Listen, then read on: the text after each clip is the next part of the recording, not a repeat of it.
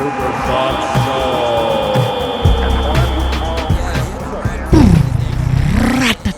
Show. Welcome back to another episode of the Supersubs Show on YouTube. I'm back here with Bennett, and this week we got a lot going on. If you haven't seen the soccer news this week, you're probably living under a rock or don't even know what a sport is. So obviously we're going to talk about the Super League that has already crashed since the last podcast. And then we're also going to bring you updates about all the big 5 leagues in Europe and MLS opening weekend, which just happened. Sheesh. That's a lot to talk about, Sam.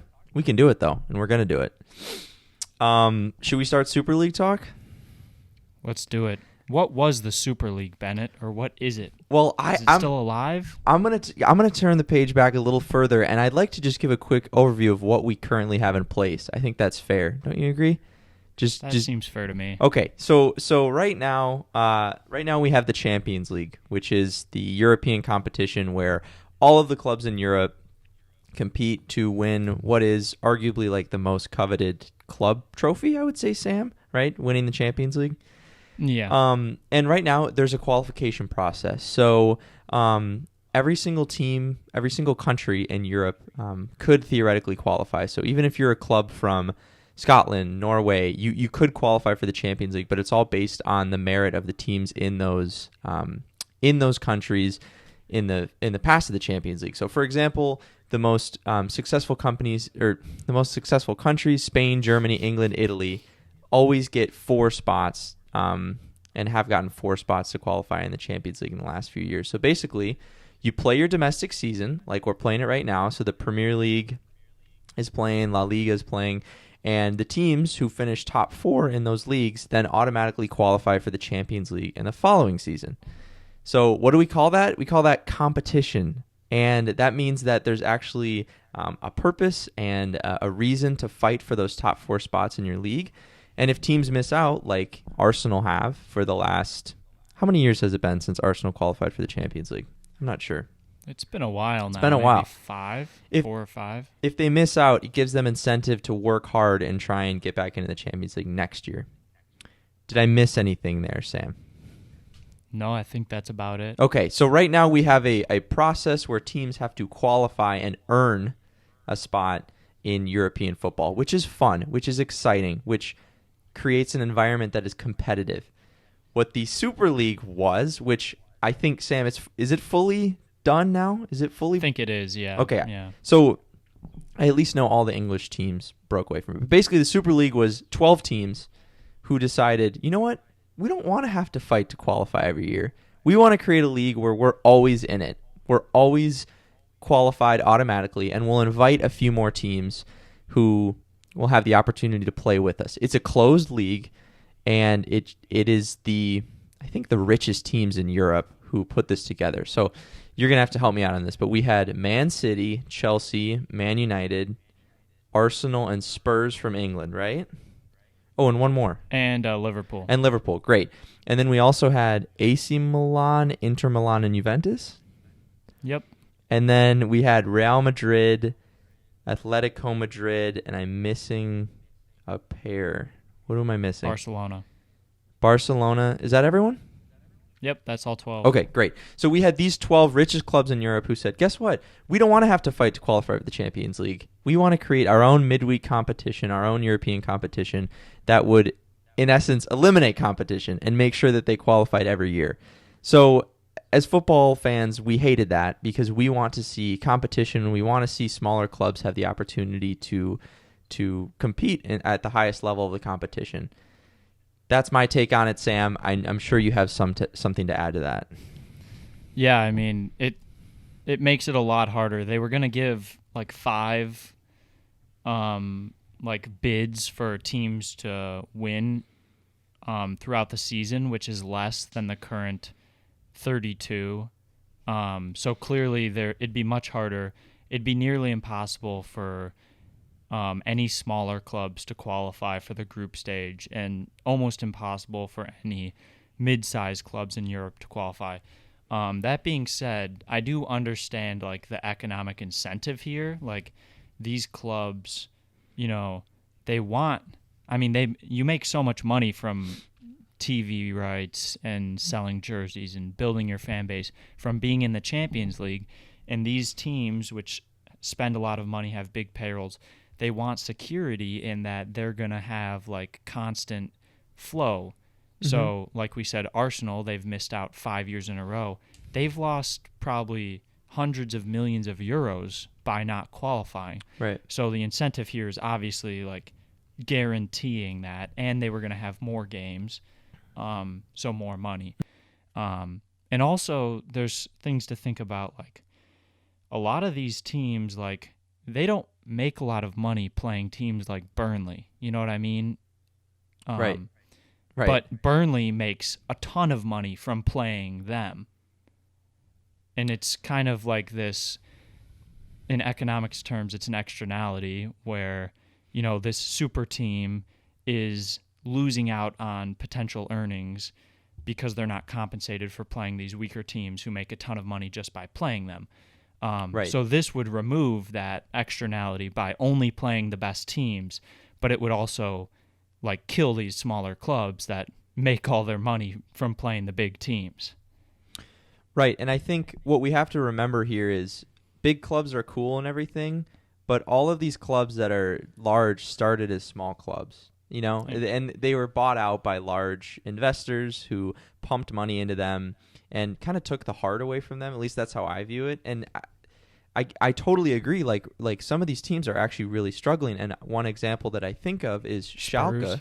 Oh. Well, Schalke, Spurs are struggling, but Schalke was a team that thought they could challenge and qualify consistently for the Champions League, and they pumped a ton of money into their club about 10 years ago, pumped millions and millions and millions of dollars, and now they're getting relegated to the second division of the Bundesliga because they couldn't make enough money because they failed to qualify for the Champions League a few years in a row, which is crazy. And we've seen that happen to other teams in the past, but I think that's healthy. And I know Schalke fans don't want to hear that, but I think if your team is underperforming, right, we want to see, dude, I'd love to see Leeds in the Champions League. Who knows? Maybe they will make it to the Champions League in a couple years, but this league would have eliminated a lot of that. And notably, I will make this point too, Bayern, PSG, and Dortmund all did not agree. Those are three of the biggest teams in Europe, and they did not agree to join this league. Sam, I think you mentioned PSG partially because they own some of the rights to the Champions League like broadcasting services, right? So the owners of PSG are like this big Emirates oil company, and they own beIN Sports, who has like this huge contract to stream all Champions League games. Okay, so there's an alternative motive there, I guess. But it was very cool to see some of these large clubs kind of stand against it. I don't know, Bayern, Dortmund, two of the biggest clubs in the world, and I don't know why they didn't agree, but they didn't agree, and I'm hoping they did so because they care about competition. Germans are rule followers. Yeah. But another thing to think about, Bennett, on your point that we want to see teams, who are going to be good, is that these teams who were going to form the Super League are like known to be good every year, if that makes sense.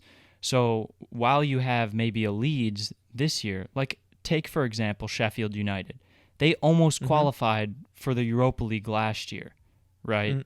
This year, they're the worst team in the league, can't win a game. Imagine if they had qualified. You know what I'm saying? Like the smaller clubs don't have the money or to be consistently good, if that makes sense. So, but the reason Super for that League is because okay, go ahead. The Super League would have ensured that these teams that are supposed to be good, who are more consistently good, would be constantly in the competition. Yeah, and do you like that? I think it would solve the problem, like I said, of like a bad team getting in and then just getting crushed, and it's like a complete waste. But I'm just playing devil's advocate here. Obviously, I think the main point I have is that I don't think the Super League. I think the backlash was warranted, but I don't think that the Champions League is perfect, and I don't think that the current system is perfect. And I don't think that the immense amount of backlash directly at the Super League without even questioning the motives behind it is warranted. I think I'm on the stance where I don't think big money should decide who the good and bad teams are. So you say, what if we get a bad team that qualifies? They earned it. They fought for that spot. They earned it in their domestic league. That doesn't mean they're going to qualify next year. If they're really that bad, they'll drop out and they won't be in the competition next year. And that's what I appreciate about it. But I do understand the financial side, but I would never. I think the backlash was warranted. I think it was fair why a lot of people push back. But I think we are both kind of in agreement that we'd rather see Champions League football next year as opposed to the Super League. And go ahead. I do think we need to question UEFA because they have like a grip lock. Think of the monopoly power they have on the market. Like the Super League was announced and then it got crushed within 48 hours. And part of that's because of the fans, but another part of that is because the players were going to get banned from international and domestic leagues and that sort of thing. And that was all because UEFA stepped in and said, we're going to ban you from everything. And, that monopoly power just goes to show like that they still control everything. And like the people who control UEFA haven't been like the most, like they're still problematic. You know what I mean? Yeah, and they did in response to this. I don't know if you saw this, but they are changing the Champions League format in 2024. Did you see all that? No, but I think that was already like in the works, right? Wasn't it? Right. So they're expanding it to 36 teams. There's no longer going to be a group stage. There's just going to be 10 games played within those 36 teams. So you'll randomly play 10 matches within those 36 teams as opposed to breaking into your own little group and playing each team twice. Mm-hmm. And then the top 8 will automatically qualify for the last 8, and then the 16 behind them will have playoffs to qualify. Sorry, the top 8 will automatically qualify for the last 16, and then the 16 behind them will qualify for those other 8 spots. So it'll be pretty similar. It's still merit based, which I appreciate, but there will be some changes coming to that in the next 3 years. Do you think we did a good job explaining that? I think so. I almost convinced myself that the Super League was a good idea there. You're like, wait a minute. Yeah. So, and then I'm just going to do one more really quick thing, and maybe this will transition us well into something else we want to talk about. But a lot of people are saying that the MLS is a closed league and that it's kind of no different from the Super League because we don't have promotion relegation system. Mm-hmm. And I think that's total BS. I'm just going to throw that out there because there was never any promise for it to be an open league. U.S. sports are different. They're different than any other soccer club or any other soccer system in the world. We don't do that. We don't do promotion relegation because, as we've said before, Sam, there's too much money in it. Even though it seems like there's not enough money, Chicago is not going to have their soccer team relegated. So, and there's still a playoff system. There's still a strong playoff system in place. You don't just automatically qualify for the playoffs. You still have to earn it. So. That kind of was getting on my nerves how people were going after MLS. Yeah, I think a lot of the problem there is that, there's a lot of like it's closer in competition per se. So teams like in the third league, the USL, they could potentially like beat teams in the MLS, right?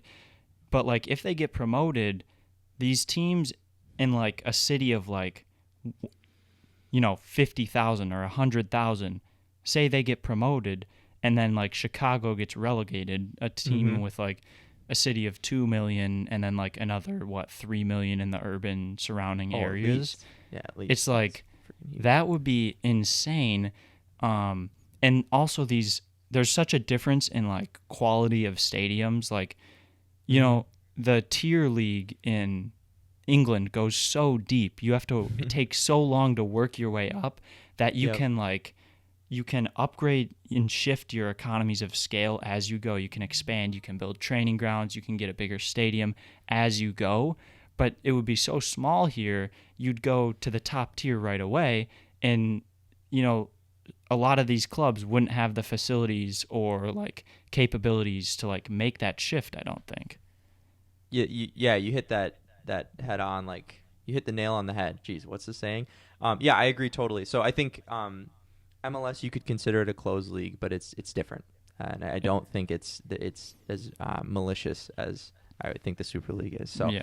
should we briefly go over MLS while we're Let's talking do it. about it? And one more thought on that Okay. is that Yeah. I think we could eventually go to a promotion relegation league, do. especially if we brought in Liga MX, because then the Okay. quality of teams has increased and you have many more teams. And if that's the case, then there's more opportunity to create like a 2 or 3 tier system.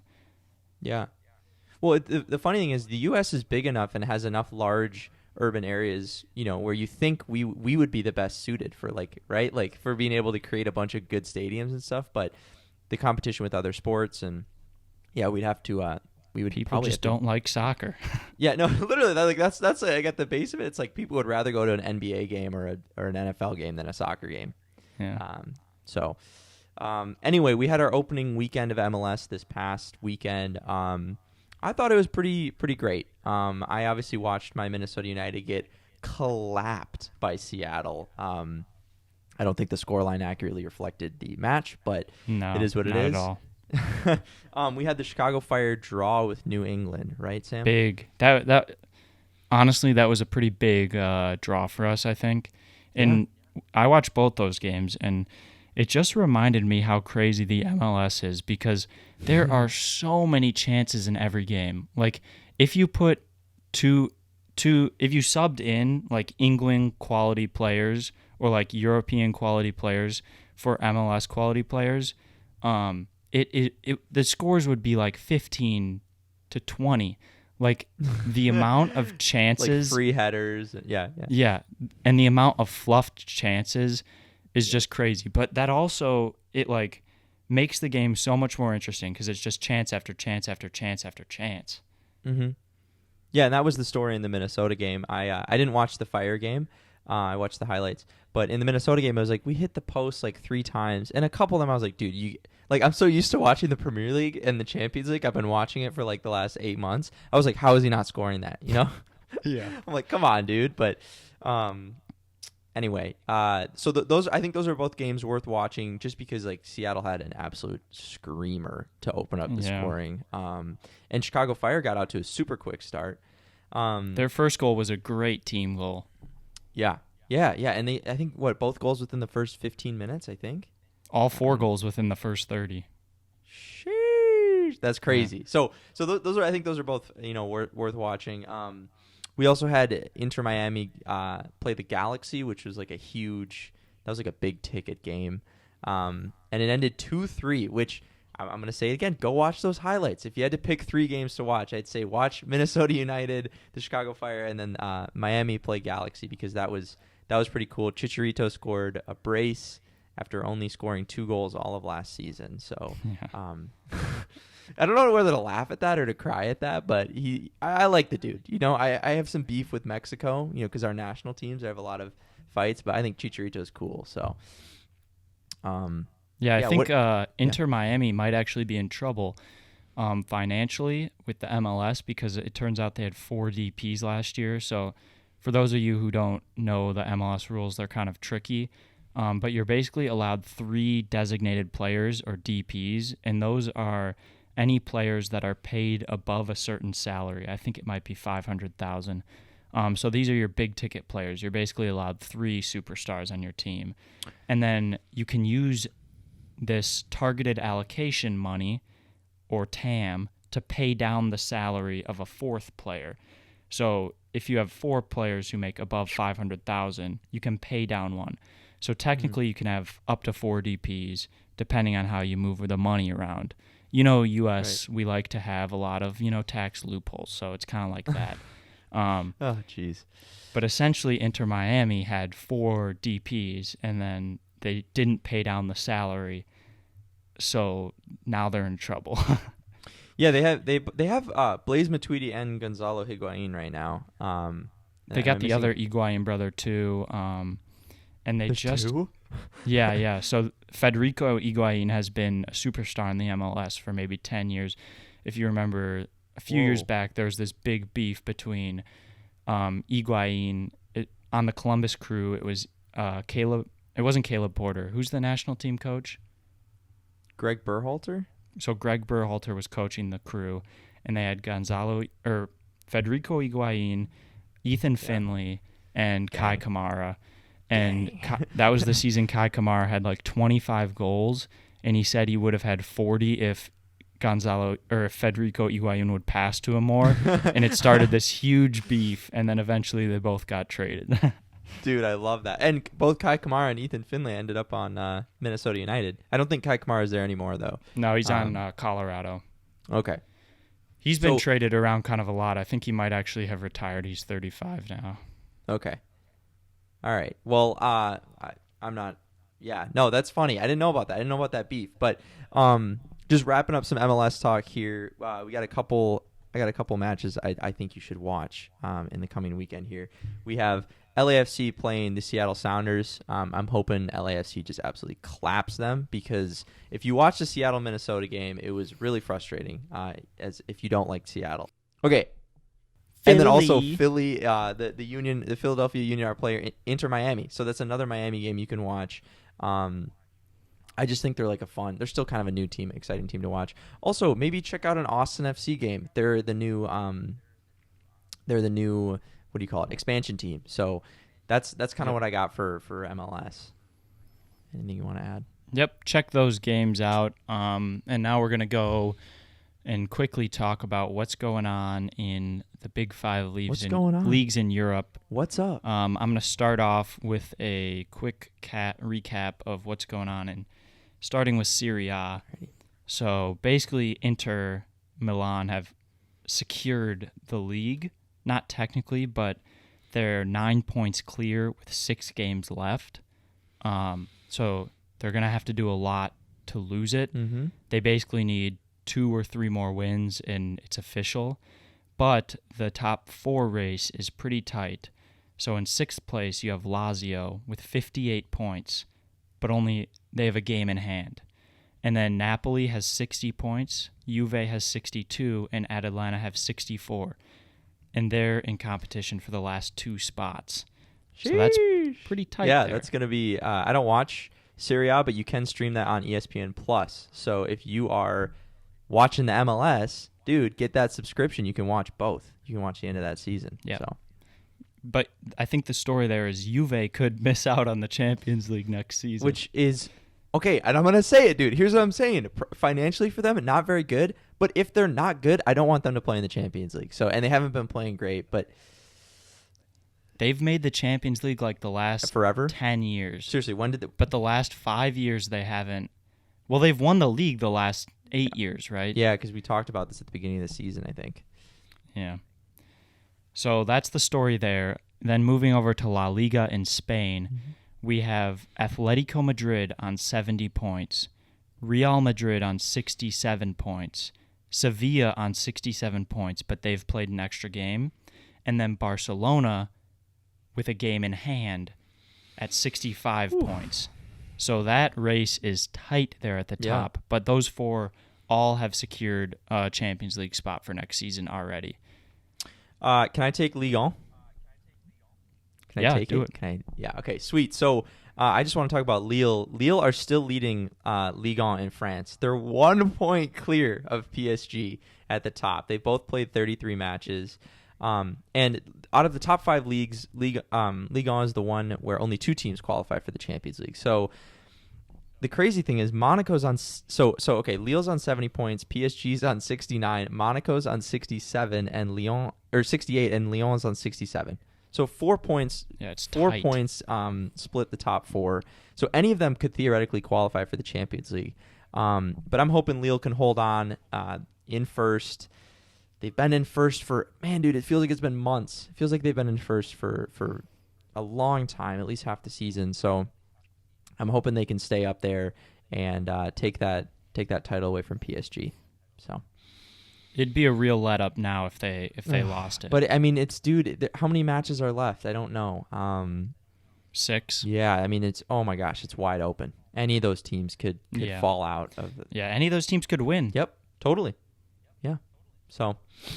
And then over to the Bundesliga, Bayern have basically won the title. They're 10 points clear. I think the bigger story there is that Dortmund are 4 points out of a Champions League spot. Crazy. Not crazy, but wait, can you give me that top 4 real quick? Who do they have up there? I don't have it pulled up, but it's Bayern, RB Leipzig in second. I don't know who's third, but fourth is Eintracht Frankfurt. Okay.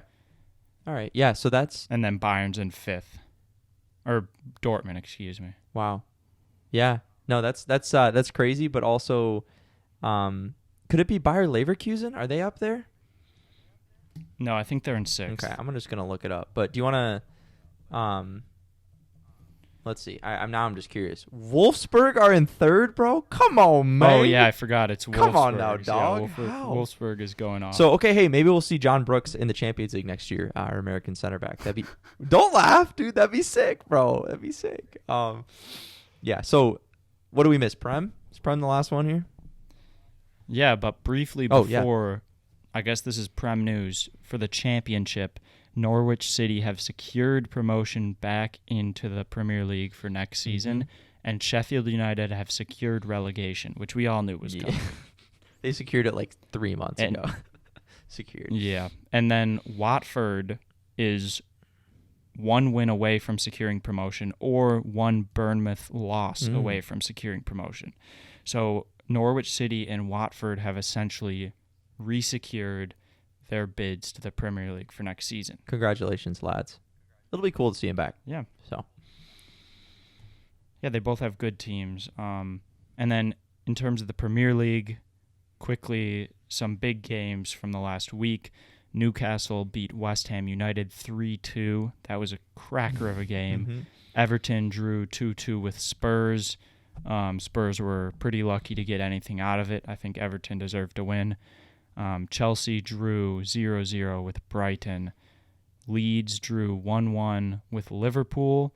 And then just earlier today, Spurs beat Southampton 2-1. Yeah. So that's another really tight race at the top there. Man City, I think we already said Man City have won. I don't think they technically have, right? But we're pretty sure. And Man United are both and Man United is going to secure a Champions League spot as well. But yeah, stay tuned, I guess. There's a lot of really, really tight fights for Champions League spots.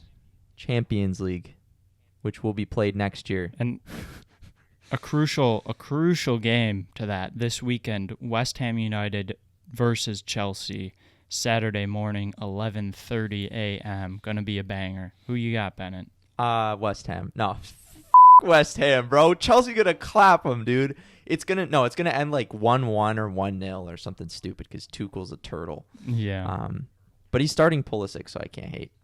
We'll take it. What are you thinking? I know you're gonna say we'll West see what Ham. happens. You're gonna say West Ham. I don't know. Anything could happen. I mean, West Ham coming off a loss against Newcastle, they're gonna want to win. They've looked good against good teams. I think it could go either way. And then the big one for me is Sunday morning, 11:30 a.m., Spurs versus Manchester City in the Carabao Cup final. Yeah. We didn't even talk about Mourinho. We didn't even say, but Mourinho, the boy got sacked. Dude, I heard some rumors about this. I heard that he showed up and heard about the Super League and refused to take the team out for training. And then they're like, all right, you're done. That's what I heard. I don't know if that's true. That might just be like... I think I heard that too, yeah. Which would be I heard badass. that, and I also heard that they fired him right before the Super League was announced because backlash was already coming. So they tried to fire him as like a PR move so people would talk about that instead of the Super League. What? Which if that's the case, they failed miserably. Yeah. But I think he was doing a pretty horrible job. Like he was probably going to get sacked at the end of the season. A lot of people are saying, and I agree, that it's a little unfair that they sacked him right before the Carabao Cup final. Yeah. Because he got us there, which I do think is unfair.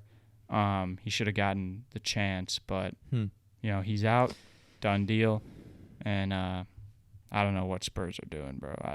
No.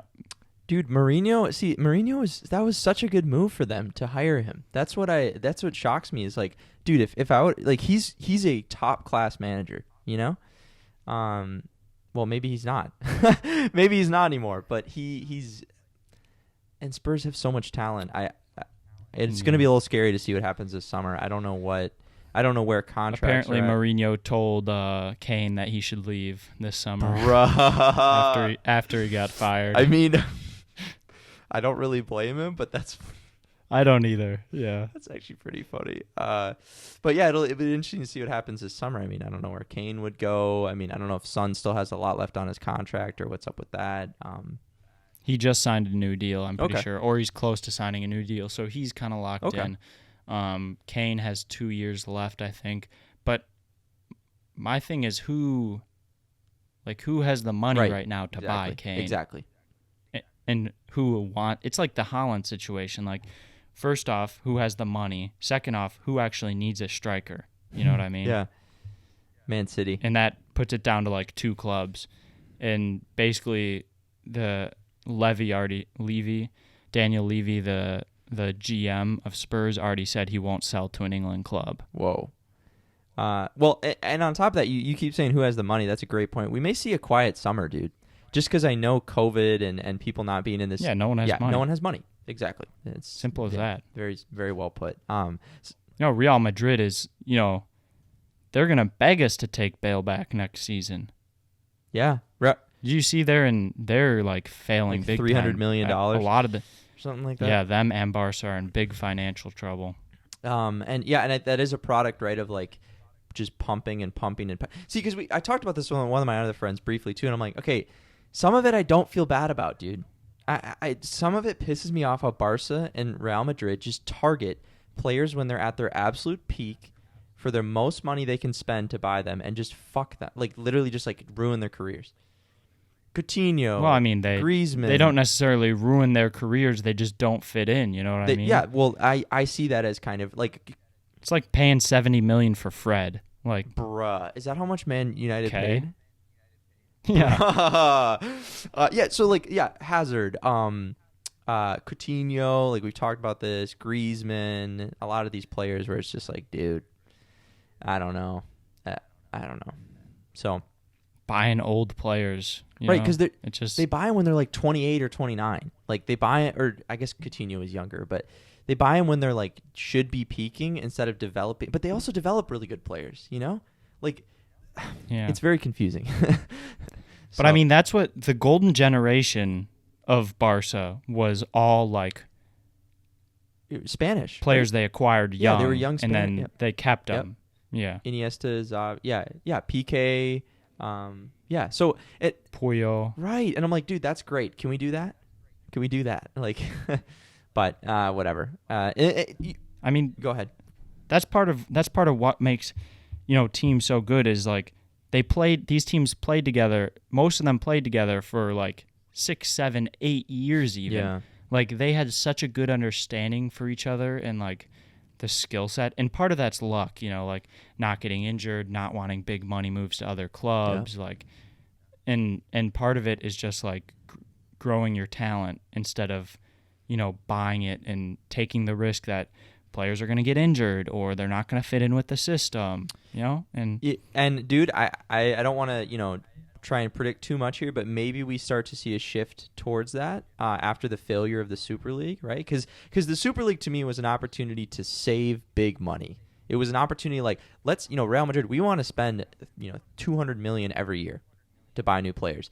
But now this is going to, I think this is going to pull back on that a little bit. And maybe we'll see more kind of like Dortmund type where like they do sell a lot of their young players, but maybe they're just going to start keeping some. Maybe Haaland stays at Dortmund, for like 3 or 4 years. And, just absolutely bosses the world with Gio Reyna. That's like the chain effect, right? Like if clubs stop buying players, then that's going to trickle down to these mid-tier clubs. Like Dortmund's not a mid-tier club, but they're known for buying players young, developing them, and then selling them for more money to bigger clubs. But if the bigger clubs stop buying them, then what do they do? You know what But I if mean? the bigger clubs stop buying them, they won't be as like it'll be a more level playing field. Like I know not everyone has the academy to develop like players, but good players come out of every academy. You know? And if teams are keeping those good players and they're playing for their home city and stuff, I think that's healthy. But maybe not, dude. I don't know. I'm not an expert on any of this, so. But you're right. It does. It'll definitely stop like NBA. You know how the NBA has like all the super teams now, and then all the teams that are just complete ass, like the Bulls and the Timberwolves. Hey now, it's kind of like it's a move away from that in soccer. Honestly, it's a move more towards like we want like 20 teams that are going to be good instead of like 7 teams that are going to be or 12 teams that are going to be amazing and duke it out every year. right? And that's, I mean, obviously that's still going to happen. Man City is still going to be good as beans next year. But yeah, I don't know. Even looking at the Bundesliga standings, I'm like, wow, some of these teams I didn't even know they'd be up there. It's competition, man. I like that fight. So that's all I got to say about it. I could talk about it for another half hour probably, but. Yep. Well, let us know what you think about all the races that are going on across the leagues, what you think about the Super League. Would it have destroyed football? Anything like that. And as always, make sure to smash the like button. Yes, sir. Oh, hey there. Thanks for watching another video on the Supersubs channel. Make sure to click that like button and smash the subscribe button. See you next time.